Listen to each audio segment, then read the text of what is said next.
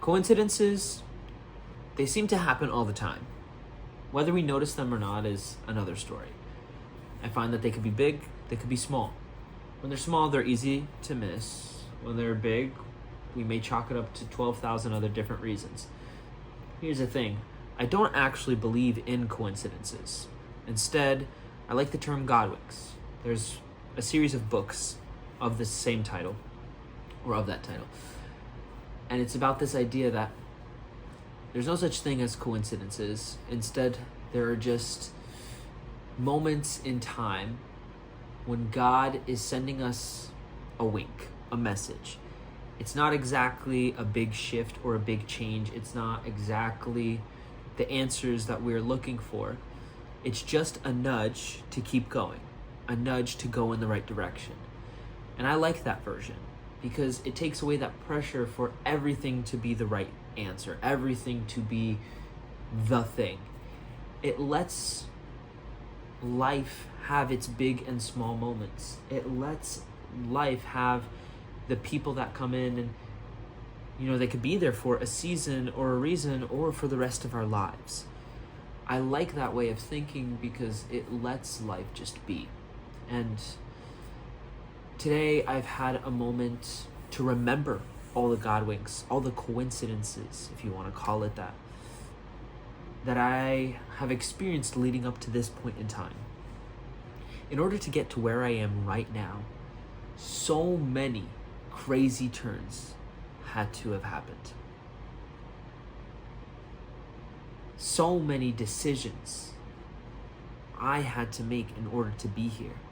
Decisions that, to my previous self, the version of me that was in college or in high school or even younger, would have been surprised by. Because there was a number of times that I had to shift my identity. I had to change who I thought I was in order to become the person that I wanted to become.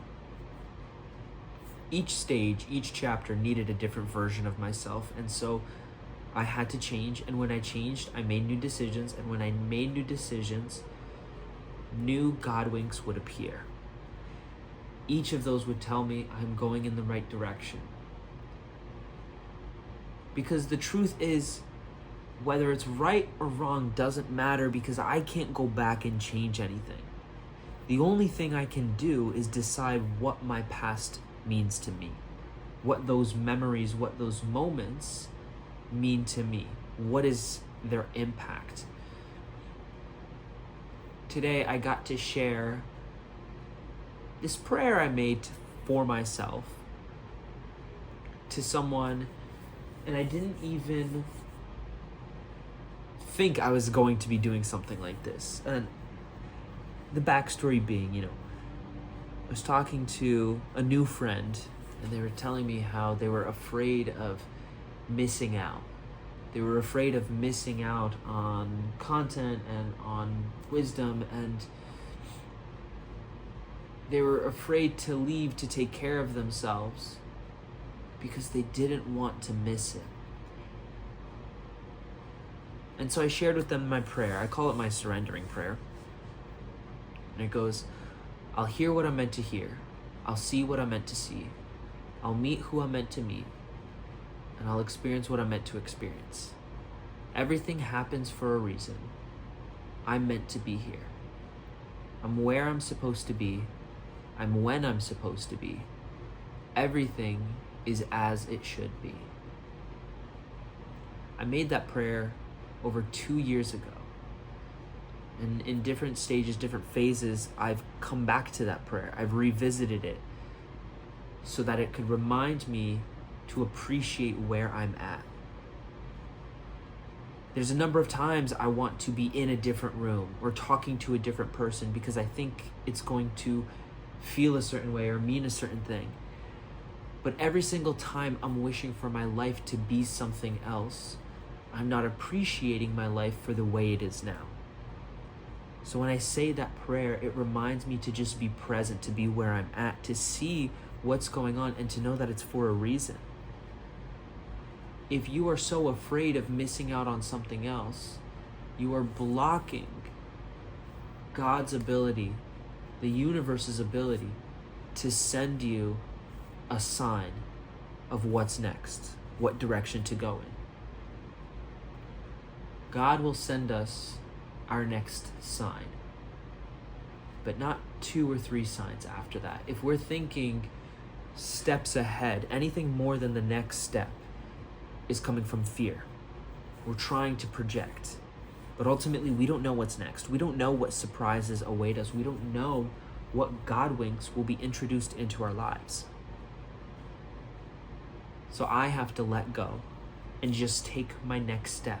And once I do that and I figure out what's going on, what has happened, I get to make a new decision, a new step. And maybe it could be a part of a plan that I already projected, or maybe it's something completely different, completely new. Another good friend of mine today told me something I think I really needed to hear. Many people think life happens to us, but I deeply believe that life happens for us.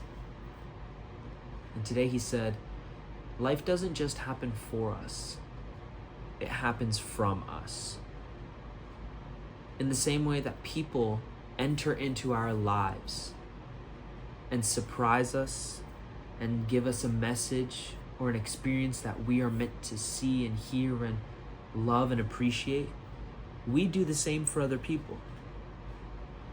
I love this environment because many people are incredibly open, and the feedback is very fast. It's very immediate. So you know the impact you may have on someone because they're not going to hide it. It's because of moments like that I've been able to see my impact on others. It might be tears, it might be joy, it might be reflection, but I see it in their eyes, in their face. I see them thinking about what I'm saying and seeing that whatever I've said to them, whatever I've done is resonating with what's going on for them. I may not know their full story, their full picture, but ultimately it's not my job to know in that moment. My job is to say exactly what I feel called to say and trust that that person will do what they're meant to do with it. They were meant to hear it. I love that aspect, that reality, I'll call it, of impacting other people's lives, and that you've probably heard of the ripple effect, but the thing is, we are making ripples, but ripples are also coming back to us, bouncing off of us. It's chaotic, or at least it seems that way, until we zoom out and see the bigger waves being made. We don't know the impact that we are going to have on someone based off of a small interaction that we have. But it could be as simple as giving someone a hug or telling them that you'll never leave. It could be as simple as smiling to someone as you pass them by, giving them a high five, saying hi.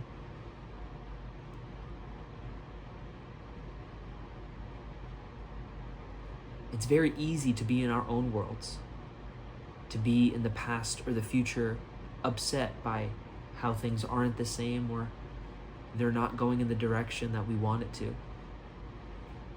But all of that takes away from some really beautiful moments, beautiful Godwinks in the present right now.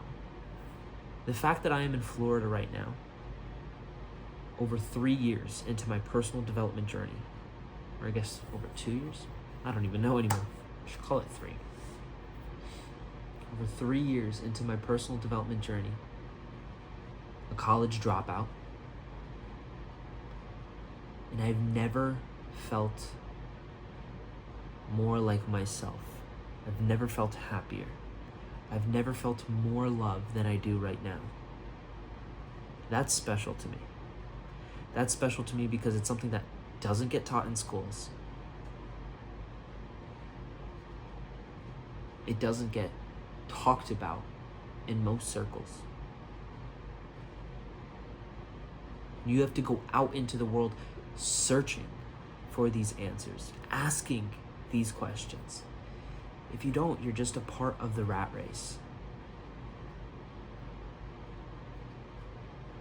And I knew long ago that I was getting out of that race and joining a different one. Joining a race of one, where the person that I am racing truly is just me from the past. I'm excited, truly. You might not see it. You might not really hear it in my voice right now. But the fact that I'm here after day 4, we're looking at over 40, probably over 50 hours of this experience. Actually, no, probably over 60. Over 60 hours of being around people that are encouraging me to grow. I don't know where I was going with that. Oopsies. I don't feel bad.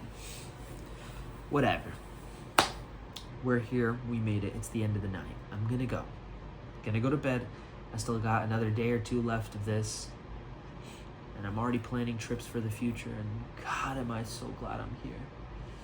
Because I know that eventually, at some point, there will come a time, there will come a decision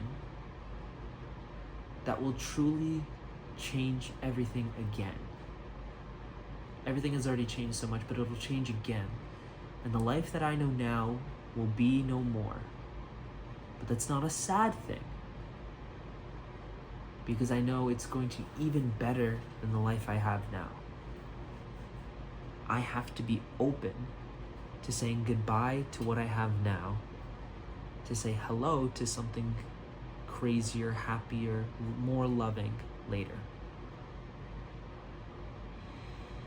I have nothing to tell you today.